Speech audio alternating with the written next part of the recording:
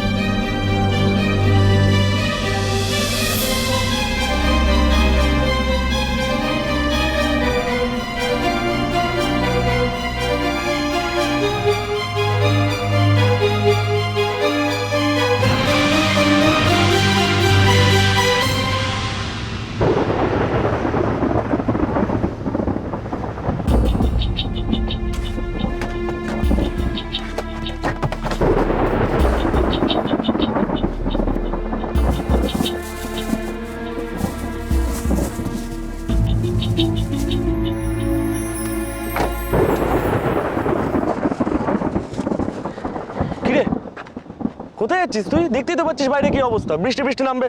ঘরে আয়, ঘরে। আরে না না ভাই, আমার একটু কাজকর্ম আছে।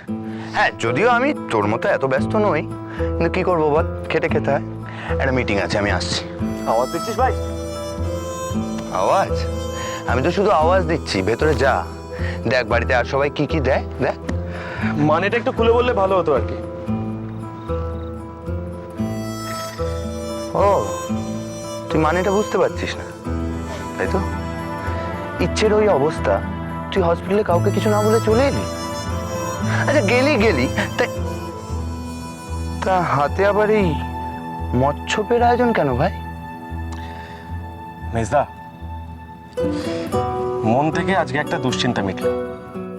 বাদ দে, এতগুলো খাবার এনেছে, খাবে কে? চল ঘরে, চল ঘরে, চল ঘরে, চল। এই দাঁড়া দাঁড়া দাঁড়া, কোথায় গেছিলি তুই? মানে ওই অ্যামেচারিশ গোয়েন্দাগিরি করতে আবার? আচ্ছা বাই এনি চান্স তুই কি ইচ্ছের সেই আন্টির খোঁজ করতে গেছিলি? ধরে নে তাই। দেখ মেজদা, আমি সবটা তোকে বলতে পারবো না, তবে এইটুখানি বলতে পারি যে মনের মধ্যে একটা খটকা ছিল, সেটা সেটা একেবারে কাটিয়ে এসেছি। হ্যাঁ, আর মেয়েটাও সুস্থ হয়ে বাড়ি ফিরে এসেছে। খুব হালকা লাগছে আজকে। হ্যাঁ, নিজের টেনশন তো মিটলো। আলো, আচ্ছা তুই কি বলতো সৌরভ, প্রত্যেকবার তোর জন্য কিন্তু ঝামেলাটা হয়, মানে তুই ঘাঁটিস ব্যাপারটা, আর ওর রাগ দেখালে দোষ আলোর। কদিনের সম্পর্ক তোদের, সবে সবে বোঝাপড়াটা হচ্ছে, তার মধ্যে টেনশন। আচ্ছা তুই ওকে একবার বলে যেতে পারতিস না? ঝামেলাগুলো না বারবার তোর জন্যই হয় কিন্তু।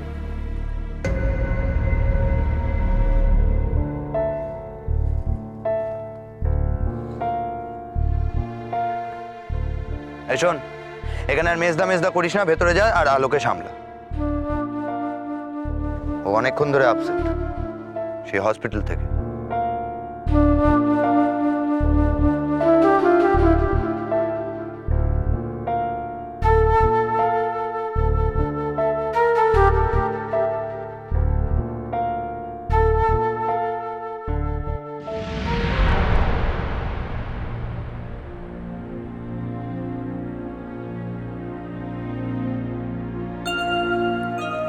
জানিস, আমি না ব্রেভ গার্ল হয়ে গেছি।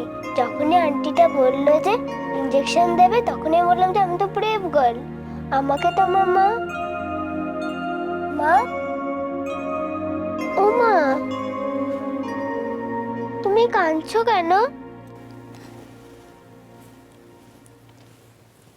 আমি কাঁদছি না ইচ্ছে। এই তো কাঁদছো, আমার জন্য কাঁদছো তুমি? আমি তো সব ওষুধ খেয়ে নিয়েছি, একটুও জেদ করিনি। এখন আর আমার কষ্টও হচ্ছে না। আমি তো ভালো আছি মা।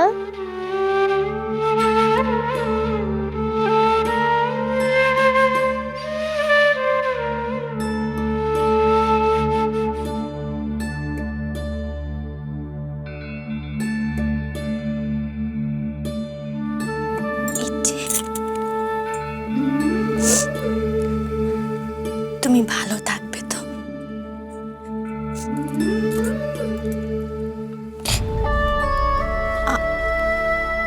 মায়ের ওপর অভিমান করে খেতে জ্বর বাঁধাবে না?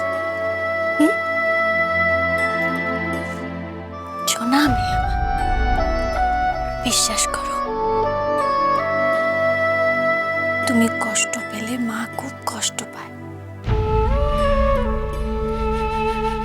মা তোমাকে খুব ভালোবাসে, বিশ্বাস করো। ইচ্ছের কষ্ট মা দেখতেই পারবে না।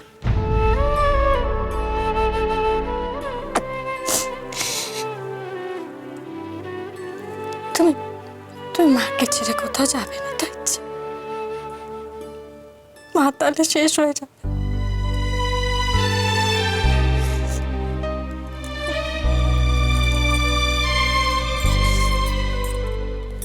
তুমি যদি মাকে ছেড়ে চলে যাও, মা কাকে নিয়ে থাকবে?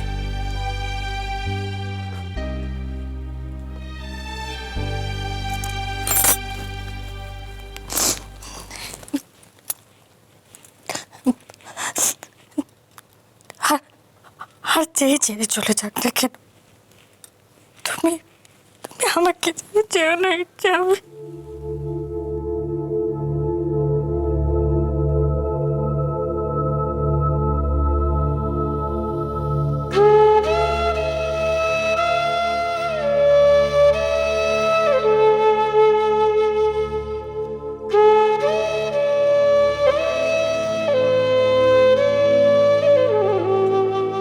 আমি আন্টির কাছে যাই বলে তুমি কাঁদো?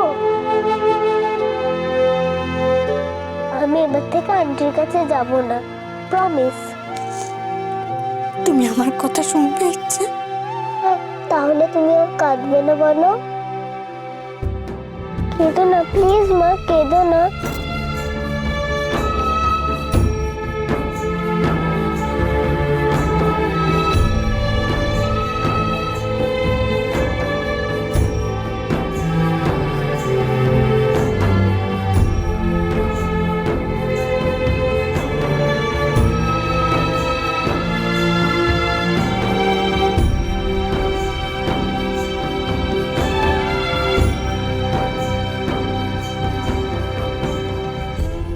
তারপরে ওই লোকটা পাহাড় কাটতে শুরু করলো। সকাল থেকে রাত অবধি একা একা পাহাড় কাটতে শুরু করলো। অনেক দিন ধরে একইভাবে কাটতে কাটতে কাটতে পাহাড়টা একদিন